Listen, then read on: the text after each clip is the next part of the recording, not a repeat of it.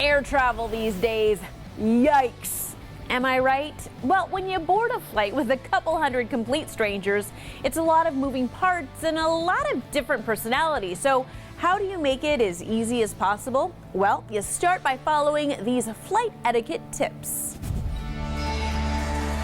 Air travel has a long history of romance and excitement. Oh yeah, and nightmare situations. I know there are probably some frequent flyers out there who find something like comforting and sacred in the airport routines, but most of the time I think air travel is horrible. But it helps if you work with your fellow passengers. Meredith Dietz, writer and comedian, shares some unbreakable rules for flight etiquette. For starters, be smooth at security. You are going to be in line for a long time at the airport. That gives you a lot of time to think strategically about how you're going to get through security. Don't empty your water bottle at the last minute or take forever finding your ID and ticket. And take your belt and shoes off in advance. When it comes to being prepared, all the resources are available to you. Don't wait until you're in the airport to address your security questions. Anything you're curious about when you're packing, you can figure out online.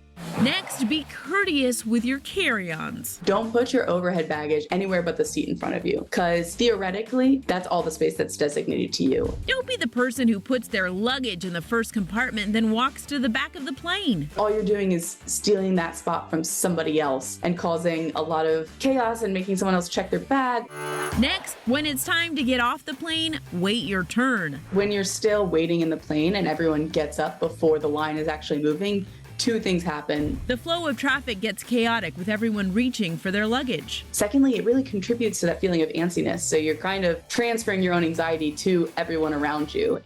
Finally, step away from the baggage carousel. I think people are letting their desires to get out of the airport and get to their destination get in the way of logical thinking. Clogging up the area where the bags come out doesn't really save you time. If everyone's doing that, the second you see your bag, you're just gonna have to work your way through a crowd and kind of do a funny little jog to get your bag. So move down the carousel where there's less people and relax. And even if it has to go around once and you have to wait for it to come back, you're really only losing a minute of your life, but you're gaining a lot more peace of mind. Taking the pain out of plane travel with flight etiquette.